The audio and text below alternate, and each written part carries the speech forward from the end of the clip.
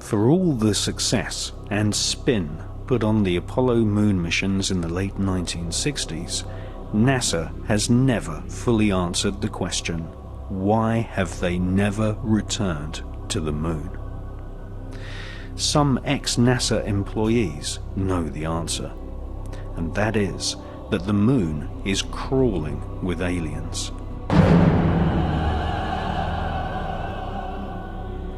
And that NASA astronauts confirmed this in the 1970s, leading many UFO researchers to conclude that NASA had been warned off ever returning to the lunar surface. UFO activity on the moon was nothing new to the ex-Nazis who engineered the Apollo moon missions. For centuries, astronomers all over the world, including Nazi Germany, had been reporting UFOs flying over the lunar surface. The Lunar Anomalies Report was commissioned by NASA in the years preceding the famous Apollo missions in the late 1960s. For more than 3 years, NASA financed several research scientists to collate a catalogue of anomalous lights which had been reported on the lunar surface by leading astronomers and scientists since the Elizabethan era. In 1968, the public version of the NASA research was published under the title Document R277. This public version of NASA's survey of lunar UFOs included nearly 600 strange events which took place between the years 1540 and 1967. This official NASA catalogue of strange lunar UFOs included reports from some of the world's most famous astronomers. For example, NASA included a report from the brilliant French astronomer Gian Cassini, who reported seeing a white cloud hovering over the lunar surface in 1671. Another report suggested that the moon had an atmosphere when 2 astronomers reported lightning above the lunar surface on May the 18th, 1787.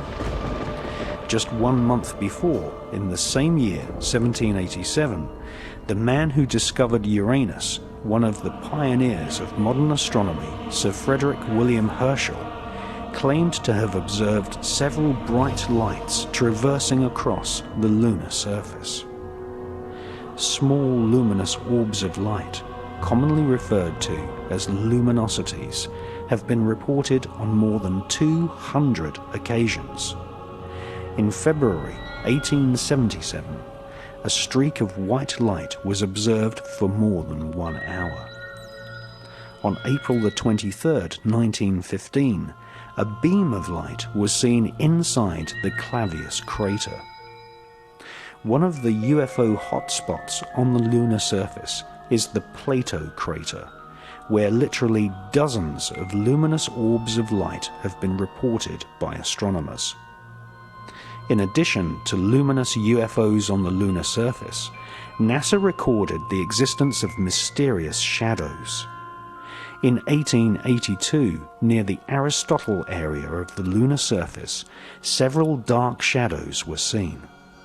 On September the 13th, 1959, astronomers were unable to photograph the Lithro area of the lunar surface due to a large dark mass obscuring the terrain. And on September the 11th, 1967, Canadian astronomers reported a black cloud with violet edges floating across the Sea of Tranquility, the exact area chosen by NASA for the first Apollo moon landing in 1969.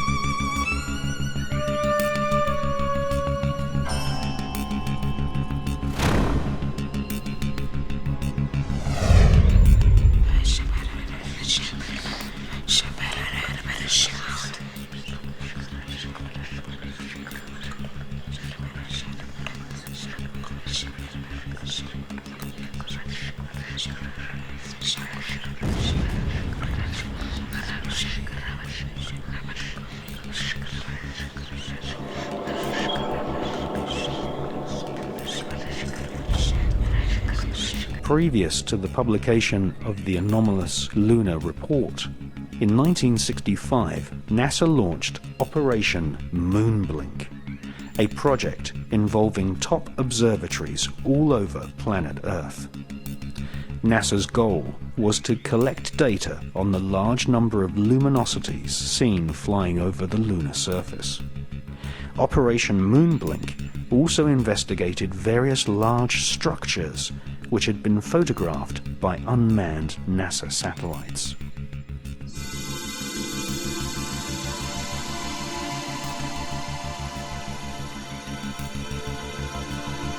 Some of these structures looked suspiciously artificial.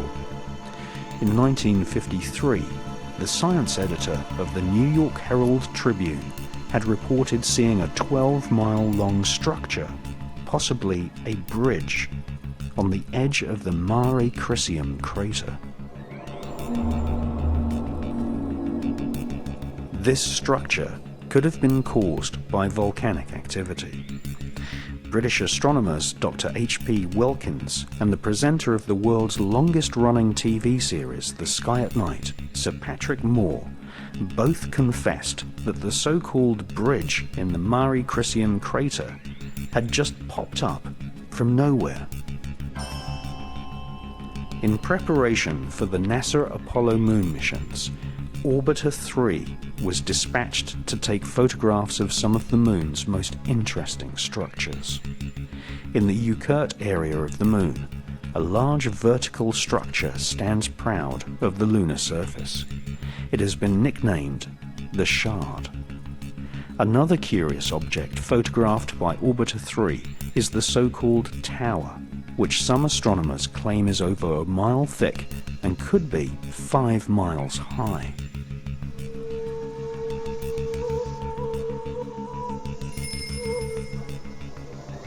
After looking carefully through hundreds of NASA photos returned to Earth by Orbiter 3 and its predecessor, Orbiter 2, American author George Leonard published a book called Somebody Else is on the Moon.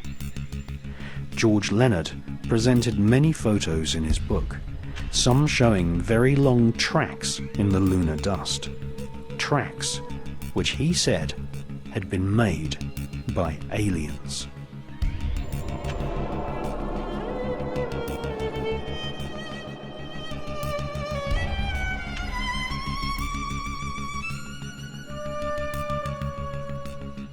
Sightings of UFOs flying across the lunar surface are still going on to this day. In Japan, amateur astronomers have videotaped spherical luminosities using celestron telescopes.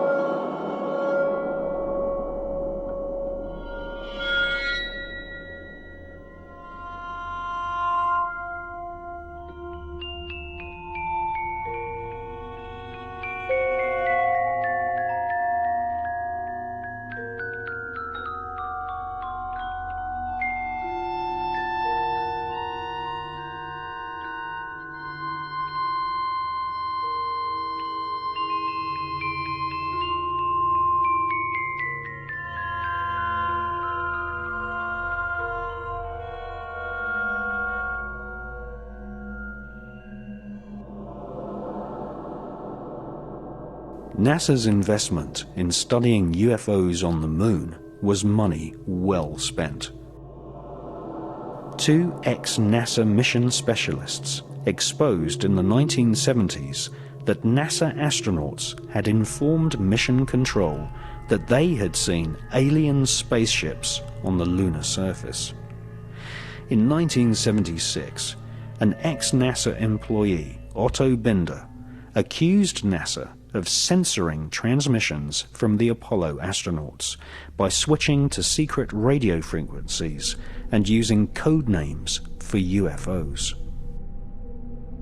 Otto Binder claimed that he had heard an Apollo astronaut tell Mission Control that there were huge alien spaceships parked on the lunar surface, right in the middle of the Sea of Tranquility, which had been chosen as the landing site for Apollo 11.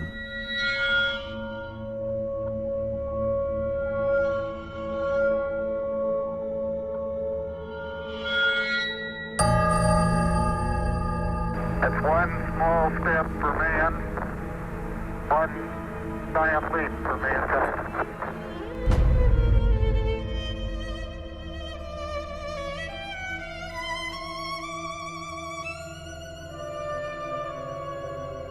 Few people took Otto Binder's account seriously, until another ex-NASA employee, a Moroccan named Maurice Chatelain, published a book in 1978 in which he claimed that two UFOs hovered above the Sea of Tranquility just before the historic moonwalk of Neil Armstrong. Maurice Chatelain was a NASA insider. He invented many of the radio and radar communication systems for the Apollo missions. He had 11 patents awarded for his inventions and had a high-level NASA security clearance, able to talk freely with senior NASA officials. In his book, he quoted radio transmissions between Apollo astronauts and Mission Control. According to Maurice Chatelain, the astronauts informed NASA that there were alien spacecraft lined up on the far side of a nearby crater, observing the historic moonwalk of Neil Armstrong. During his time working on the Apollo space program, Chatelain learnt that aliens not only exist, but that they have had a major role in shaping, and in some cases destroying, civilization. The title of Maurice Chatelain's book proves he was in no doubt that aliens had invaded planet Earth in the past.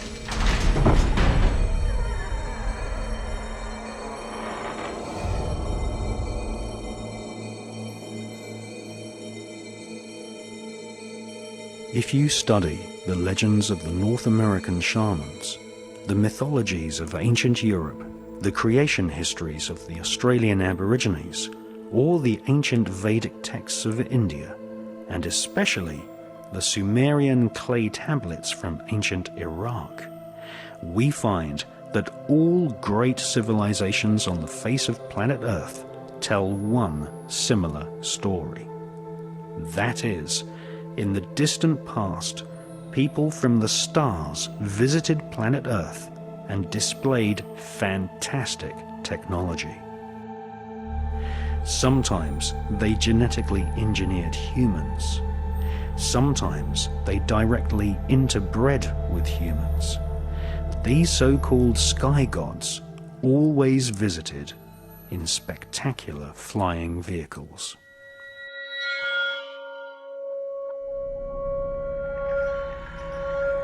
And the watchers from the sky saw the daughter of men were beautiful, and they bred with them.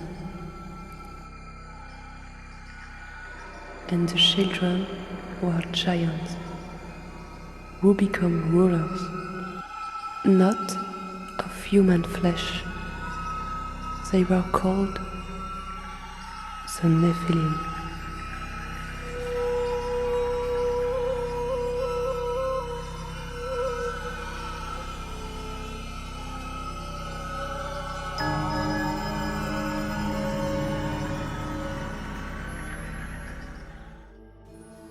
The most ancient written texts on planet Earth date from the Indus Valley and make up a corpus of works called the Vedas. The Bhagavad Gita is an ancient Hindu text which is at least 5,000 years old. This epic mythology inspired the character known as Darth Vader in the Star Wars movies.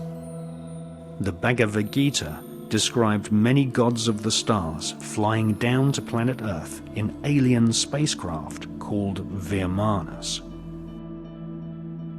The ancient Vedas tell us that there are multiple inhabited planetary systems in the universe called Devas, which are ruled by a universal government of beings with superhuman powers and technology, including the power of telepathy and nuclear weapons powerful enough to destroy an entire planet.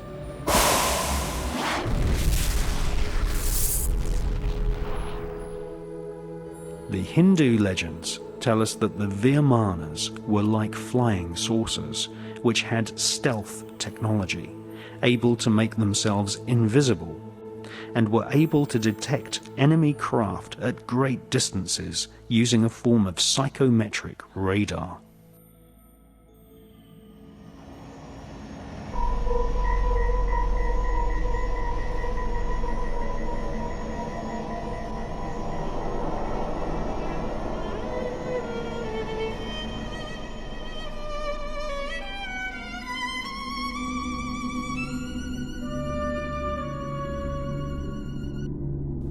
The most ancient text of Central America is the Popol Vuh, written by the Mayans who charted the heavens and had astronomical calendars which predicted solar and lunar eclipses.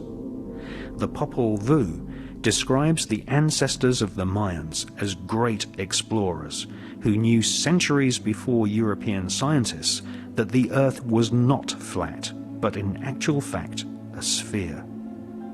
The Popol Vuh mentions a great god-king called Quetzalcoatl, who is depicted as a flying serpent.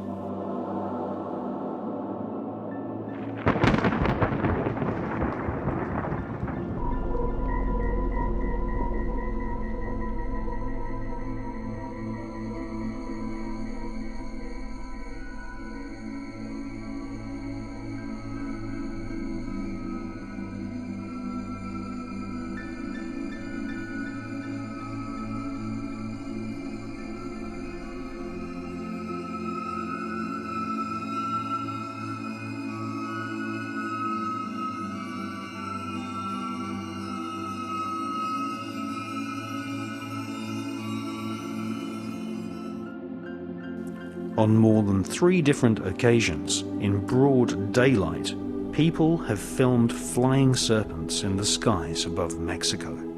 The same phenomena has also been filmed in Scotland, and also from aboard the space shuttle by veteran astronaut Story Musgrave.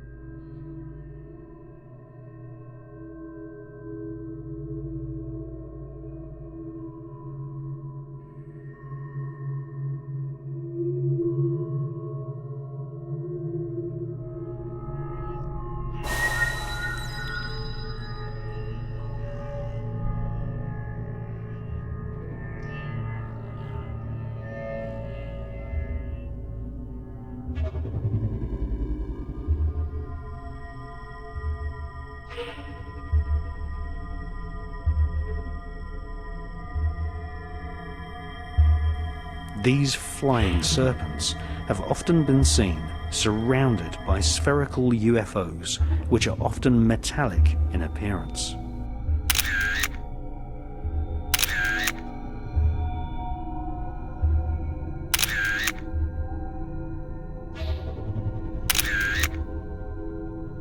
Mexican UFO investigators call these spherical luminosities Las Perlas, or the pearls.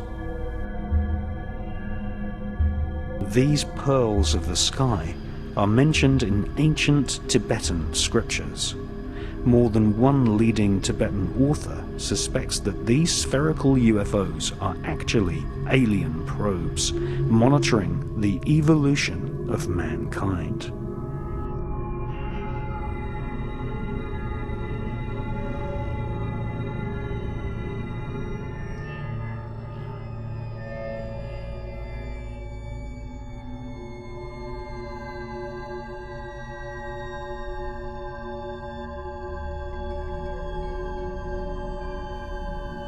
These small spherical UFOs, which are the most common type of UFO filmed in the skies worldwide, are described in the ancient Buddhist text known as the Cantua. The Cantua describes the exact same spherical UFO phenomena which has been filmed in the skies above London, in Scotland, the south of France, and also many times in Mexico.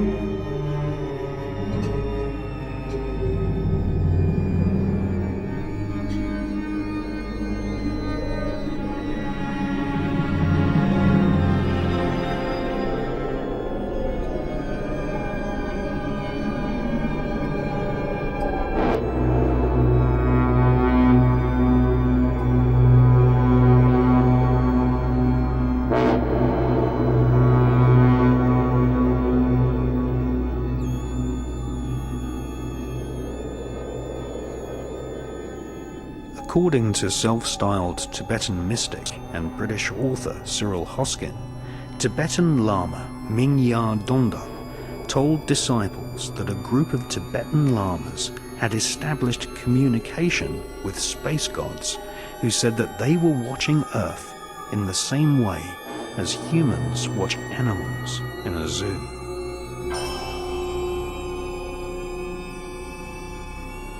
A royal document dating back to the 7th century states that the first 7 Tibetan kings came from the stars.